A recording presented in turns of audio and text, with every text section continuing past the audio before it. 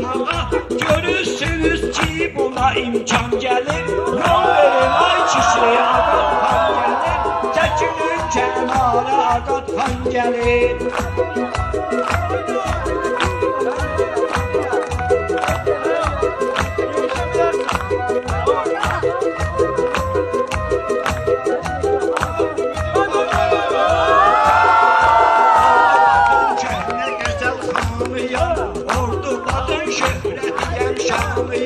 Meyxananın məndə bir aslanıyam. Yol çeşin ay yol verin ay kişi burasdan gəlir.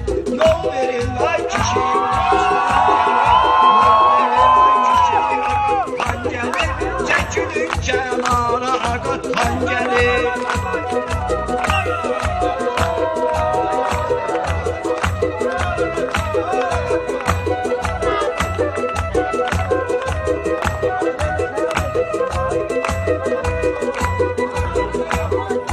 Necə deyirlər uzun sözün qısası, işlərin vardı böyük əsası. Mənə baş əymədi vardı cəzası, sonra da olacaq peşiman gəlir.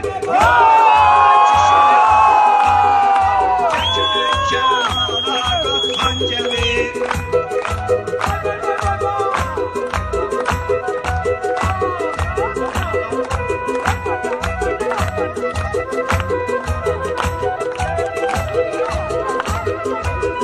Keçən namazın qalmasın qəza, qiyamət günündə verərlər cəza. Çoxdanınca qaşma qani olmasa, desinlər əsl müsəlman. Yol verin ay kişi Agat xan gəlir.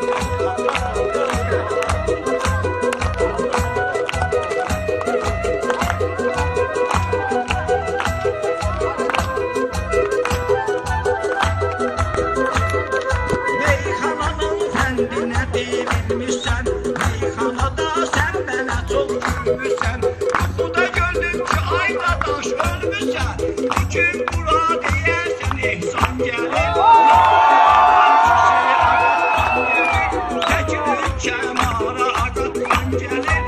Yol verin ay kişi Agat xan gəlir.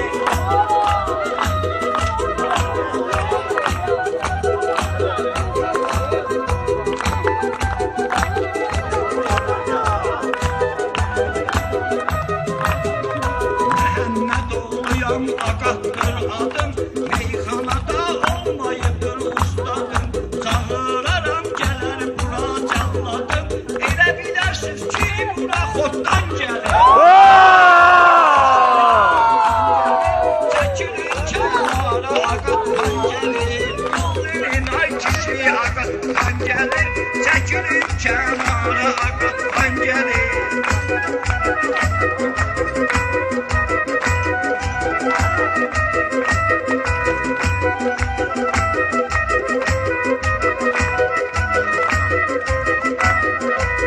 Görmüşəm öz quzumu, qoynumu, meyxanayla çıxardıram oyunumu. Necə deyirsiniz, çağırın bura qursun boynumu, çağırın bunun qursun təcili qoynumu. Şair həyata belə peşman gəlir.